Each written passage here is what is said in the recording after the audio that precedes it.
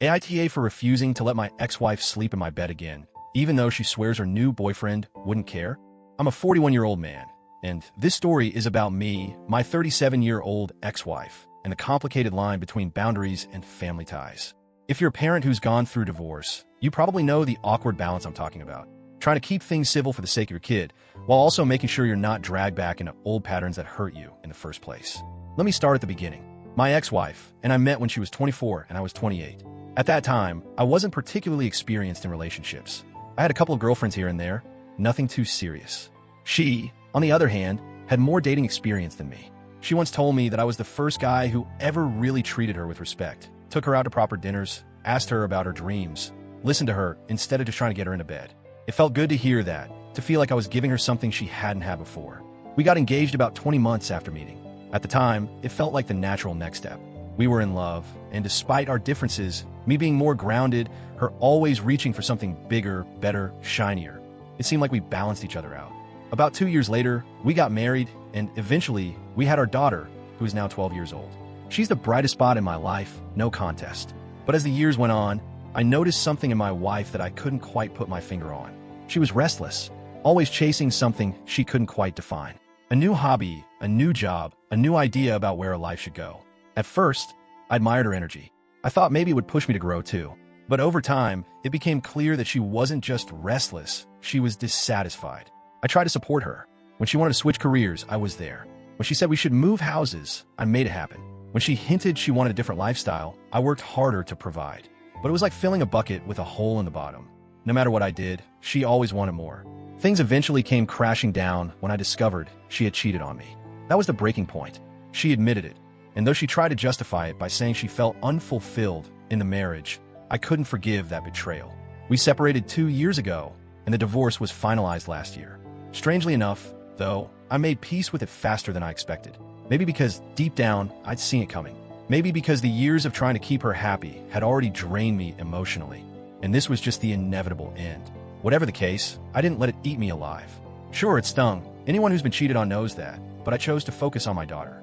She was 10 at the time, old enough to understand something was wrong, but still young enough that I wanted to shield her from as much of the fallout as possible. Since the divorce, I haven't dated seriously. I've gone on a few casual dates, nothing that stuck. My ex, on the other hand, moved on pretty quickly. She had a couple of short relationships before eventually settling with Mark, a 45-year-old guy she's been with for about 10 months now. From what I can tell, he's a good man. My daughter likes him, which honestly is the most important factor for me. I don't care if my ex finds happiness again. I hope she does. I just care that my daughter feels safe and comfortable. Mark used to be a football player. He's got that build where you can tell he used to be all muscle, but now he's a little heavier. Not in a bad way, just in a natural way that happens when athletes stop training full-time. Think Shaquille O'Neal after retirement. Still massive, still strong, just carrying more weight. From the few times I've interacted with him, he seemed respectful and grounded. If this story ended here, it would just be about two divorced people moving on in their own ways. But things took an unexpected turn recently, and it put me in a position I never thought I'd be in again. Having to draw a line with my ex-wife. Not about parenting, not about finances, but about something much more personal. After the divorce, I made a conscious decision to keep my life as steady as possible. My daughter was my anchor, and I wanted her world to remain as familiar and safe as it could be. That meant keeping traditions alive, like the weekend trips to my beach house. That house had always been our escape, a place to unplug from work, school, and stress. After everything changed, it became even more important. The routine was simple. I'd pick my daughter up on Friday afternoon. We'd drive down together, stop for ice cream on the way, and spend the weekend swimming, cooking, and just hanging out. Sometimes she'd bring a friend. Other times it was just us. It was the one place where the heaviness of divorce didn't hang over us. My ex, meanwhile, seemed to move quickly into her new life. Within months of our separation, she was seeing other people. At first, it stung. I won't pretend otherwise. But once I saw that our daughter was adapting to the idea of her mom dating again, I forced myself to step back emotionally.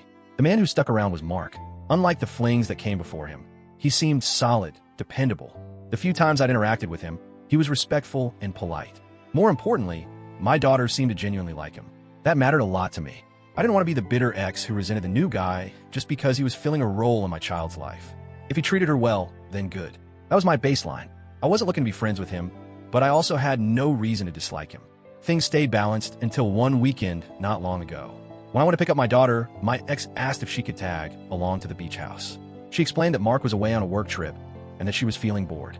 Her request caught me a little off guard, but I didn't see any harm in it. The house was big enough. She'd been there countless times before, and at the end of the day, I wanted to keep things civil. So I said yes. The first day was fine. We drove down together, the three of us, and it almost felt normal, like an echo of our old family trips, except without the undercurrent of tension that had plagued us in the last years of our marriage. My daughter was thrilled to have both her parents there. We grilled dinner, played board games, and watched a movie. From the outside, it probably looked like any other family getaway. But that night, something happened that shifted the entire dynamic. After I put my daughter to bed, I stayed up in the living room reading. Around midnight, I went into my bedroom, only to find my ex already there, lying under the covers, as if it were the most natural thing in the world. I froze for a moment, not even sure I was processing it right. I asked her what she was doing, and she casually said she figured it was fine. She told me that Mark wouldn't mind, like that was supposed to make me feel better. Now, nothing happened. I want to be absolutely clear about that. I didn't touch her, and she didn't touch me. But it was one of the most uncomfortable nights I've had in years. I barely slept, just lying there on the edge of the bed, staring at the ceiling, wondering what exactly she was thinking. Was this some attempt to rekindle something? Was she just lonely? Was she testing me? The whole thing gnawed at me. I couldn't stop thinking about Mark. If the roles were reversed, if I were away on business and she climbed into another man's bed, even if nothing happened, I'd feel betrayed. And I hated being put in that position, like I was complicit in something shady without ever agreeing to it. When the weekend ended, I dropped her and my daughter back at her place, but the discomfort lingered. I told myself I'd let it go, that maybe it was just a weird one-off. But a few days later, my phone buzzed with a text from her. She was asking if she could come down to the beach house again the following weekend, since Mark would be out of town once more. And that was when I realized this wasn't a one-time thing.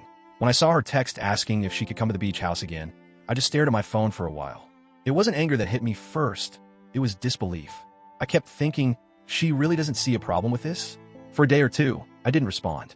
I didn't want to text back something impulsive or sarcastic. I wanted to talk to her in person because I knew a message could easily get twisted or brushed off. The following week, when I dropped my daughter off at her mom's place, I asked if we could talk. She seemed surprised, but agreed. We sat in her kitchen while my daughter went upstairs. I told her I wasn't comfortable with what happened at the beach house. I said that her climbing into bed with me while she was in a relationship crossed a line. She looked genuinely confused at first.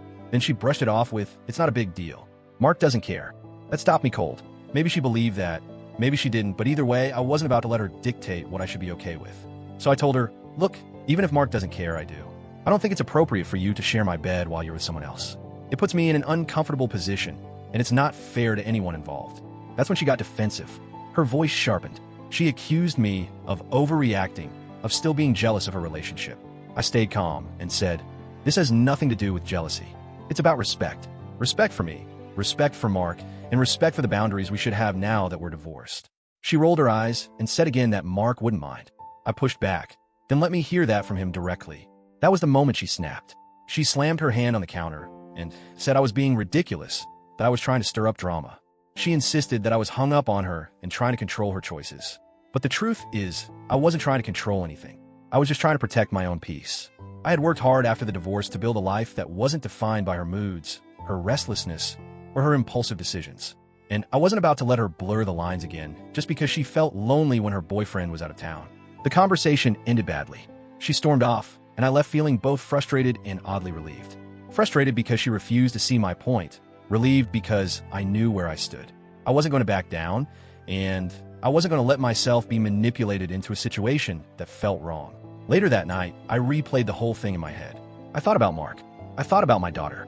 I thought about myself. If I'd gone along with what she wanted, what message would that send? To my daughter, it could signal that blurred boundaries were normal. To Mark, it would be a betrayal, even if nothing physical happened. And to myself, it would mean sacrificing the very self-respect I've been trying to rebuild since the divorce. That realization gave me a strange kind of clarity. For the first time in a while, I felt like I wasn't just reacting to my ex anymore. I was making my own choices on my own terms. Of course, that didn't mean things were resolved. She was angry, and I knew she'd probably try to twist the story, maybe even tell people I was jealous or bitter. But I could live with that. What I couldn't live with was pretending to be okay with something that made my skin crawl. The irony of it all was that during our marriage, I had bent over backward to keep her happy. I had sacrificed my own comfort countless times to avoid conflict. But now, after everything, I finally understood something. Peace doesn't come from avoiding conflict. It comes from standing firm when something crosses your line. And for me, sharing a bed with my ex-wife while she's in a relationship with another man, is across that line. The week after that conversation was tense. My ex and I usually kept communication strictly about our daughter, school schedules, doctor's appointments, drop-off times. But now there was this undercurrent every time we exchanged messages. Her replies were short, clipped. Mine weren't much better. It felt like we had gone back to the tail end of our marriage, when every interaction was laced with frustration and misunderstanding. What really got under my skin wasn't just a reaction, but the fact that she refused to even acknowledge my perspective. To her, it was all about me being jealous. That word kept ringing in my ears. Jealous? Of what? I wasn't jealous of Mark. If anything, I respected the guy. He seemed stable, reliable, and my daughter liked him. I wasn't jealous of their relationship either. If my ex had truly moved on and was happy, good for her. What I was, though, was protective of myself, protective of my boundaries, and that apparently was something she couldn't wrap her head around. A few days later, my daughter casually mentioned to me that her mom seemed upset, that she kept saying I was acting weird. I didn't press her for details. I didn't want to drag my kid into adult problems. But I made a mental note of how easily narratives get twisted when someone refuses to take accountability. It was frustrating, but at the same time, it reassured me that I'd done the right thing. The irony is, the more I thought about it, the more I realized this wasn't really about her or even about Mark. It was about me. For years, during our marriage, I let myself be pushed around emotionally. I had convinced myself that keeping the peace was more important than standing my ground. That compromise meant swallowing my discomfort again and again. And what did it get me in the end? A partner who was still dissatisfied and eventually betrayed me. So this time, I wasn't going to bend. I wasn't going to allow her to dictate what was okay when it clearly wasn't for me. Still, it wasn't easy. There were moments at night when I'd lie awake replaying the scene at the beach house. The sound of her casually saying, "Mark wouldn't mind." It bothered me because it showed how little she considered the ripple effects of her actions. Even if Mark truly didn't care, it placed me in a position I didn't want to be in. And if Mark would care, and she was just assuming otherwise, then I was being dragged into a betrayal that wasn't even mine to commit. I thought about reaching out to Mark myself, but the more I turned it over in my mind, the more I realized I would cross its own line. Whatever went on in their relationship was between them. My responsibility was to myself and my daughter, not to play referee in their dynamic. So I chose silence. I chose distance. Instead, I doubled down on the routines that brought me peace. More trips to the beach house, just me and my daughter. More time at work projects, more late-night workouts to burn off the frustration. It helped. Slowly, the sharp edge of that weekend dulled. But even as time passed, I couldn't ignore one reality. Things were going to be different with my ex from now on. She might never understand why I reacted the way I did. She might continue to paint me as the jealous ex-husband. And that was fine.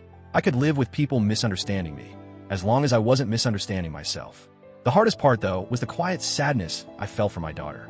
I knew she cherished those moments when the three of us could be in the same space without fighting. She loved the idea of family time, even if the family had changed. But what she couldn't see, what I wouldn't let her see, was that behind the smiles and movie nights, there were boundaries being tested and lines I refused to let anyone cross. That's the reality of divorce no one talks about. It's not just about splitting assets or custody agreements. It's about constantly redefining what's acceptable, what's respectful, what's safe. And sometimes, it's about saying no to the person you once said yes to for the rest of your life. And in this case, my no was the only way to keep moving forward. In the weeks that followed, I couldn't shake the feeling that what happened wasn't just an isolated incident. It felt like a symbol of something larger, a reminder of how easy it had been in the past for me to ignore my own needs in order to accommodate hers. During our marriage, I often told myself that putting her happiness first was the right thing to do. If she wanted to change jobs, I supported it. If she wanted to move houses, I stretched our finances to make it happen. If she wanted more, I gave more. On the surface, it looked like dedication. But in reality, it was me losing myself in someone else's endless search for fulfillment. And in the end, it didn't save the marriage. She still cheated. She still left. That realization hit me hard after the beach house incident. Here I was, divorced, building a new life, and yet the pattern tried to repeat itself. She expected me to simply go along with what she wanted, to brush off my own discomfort, to play a role in her life without considering the cost of mine. But this time I didn't. And that's what made all the difference. I started to think about the word boundaries. It's a word people throw around a lot, but until you actually enforce one, it doesn't mean much. For me, saying no to her wasn't just about that one night or that one bed. It was about proving to myself that I could stand firm, that I didn't have to bend just to keep the peace. The more I reflected, the more I saw how much peace comes from clarity. When lines are blurry, people push. They test. They assume. And if you don't draw the line, they'll redraw it for you in a way that benefits them. My ex had done that throughout our marriage, and in some ways, she was still trying to do it after the divorce. But I wasn't that man anymore. Of course, standing firm didn't make things easier between us. If anything, it added more tension. She didn't like being told no. She didn't like the idea that I had boundaries she couldn't cross. But the truth is, her reaction confirmed exactly why those boundaries needed to be there. I also realized that boundaries aren't just about protecting yourself from others. They're about teaching others how to treat you. If I had let her sleep in my bed again, what would that have signaled? That I was still available whenever she was lonely? That her relationship with Mark didn't matter, and neither did my self-respect? That I was okay being part of the secret, even if nothing physical happened? None of that sat right with me. And then there was the example I was setting for my daughter. Kids watch more than they listen. If she saw me letting her mom blur the lines between ex-husband and fallback option, what lesson would that teach her about relationships? I want her to grow up knowing that respect matters. That when someone tells you their boundary, you honor it. That love, in any form, doesn't excuse disrespect. That became my compass. Would I want my daughter to accept this kind of behavior from someone in her life? If the answer was no, then I couldn't accept it either. Oddly enough, once I framed it that way, I felt lighter, less conflicted. It wasn't just about me and my ex anymore. It was about modeling something better for the next generation. The whole experience also made me reevaluate what I wanted in future relationships. I realized I wasn't afraid of being alone. What I was afraid of was losing myself again. The next time I let someone into my life, it would have to be someone who respected boundaries as much as I did. Someone who understood that intimacy isn't just about physical closeness. It's about emotional safety, trust, and respect. In a strange way, that uncomfortable weekend became a turning point. It reminded me that sometimes the hardest no you say to someone else is really a yes to yourself. Time has passed since that awkward weekend, but the memory hasn't faded. If anything, it's become a reference point in how I handle my ex, and honestly, how I handle people in general. Our communication is back to what it always should have been, about our daughter and nothing more. I don't bring up the beach house. I don't bring up the bed. And she hasn't asked again. Maybe she realized I wasn't bluffing when I set that line. Maybe she just didn't like being challenged and decided it wasn't worth the effort. Either way, the subject hasn't come up again, and I'm grateful for that. But every now and then, I catch myself wondering, what was going through her mind that night? Was it loneliness? Nostalgia? Some misguided attempt at reclaiming what we used to have? Or was it simply habit, slipping back into old patterns because it was easier than respecting new boundaries? I don't know, and maybe I never will. What I do know is that for the first time in a long time, I chose myself. That might sound selfish, but to me, it was survival. Divorce teaches you things you don't expect, like how much of yourself you're willing to give up just to keep a fragile piece. It teaches you that sometimes the bravest thing you can do is walk away. And it teaches you that rebuilding your self-respect is not a one-time decision. It's a series of small choices made over and over again. I also think about Mark. I've seen him a couple of times since all this happened. We've shaken hands, exchanged polite words, nothing more. I haven't said a thing to him about that night, and I never will. That's not my place. But I carry this odd mixture of respect and pity for him. Respect, because he seems like a genuinely decent man. Pity, because I know firsthand how my ex operates when she's restless. Maybe he really doesn't mind, the way she claims. Or maybe he has no idea. Either way, I've decided not to get involved. His relationship with her is his business. At the end of the day, my focus is my daughter. She's happy. She's adjusting. She's learning how to live in a world where her parents aren't together, but where both still love her deeply. That's all that matters. If protecting them means being labeled jealous or difficult, I can live with it. And maybe that's the biggest lesson of all. You don't have to control how others see you. You just have to control how you see yourself. I see myself as a man who finally knows where his lines are, and who won't let anyone, not even someone he once loved, step over them again. So here I am, putting this story out there because I know I can't be the only one who's been in this kind of situation, where the past collides with the present, where old habits try to sneak back in, and where you're forced to choose between keeping the peace or keeping your self-respect. Maybe I handled it perfectly, maybe I didn't. Some people might say I overreacted, that I should have just let it go. Others might say I was too soft, that I should have confronted her more forcefully. But I made my choice, and I'd make it again. Now I want to ask you, the people hearing this story, AITA for refusing to share a bed with my ex-wife, even if she insists her boyfriend wouldn't care? Or was I right to draw the line, even if it made things messy?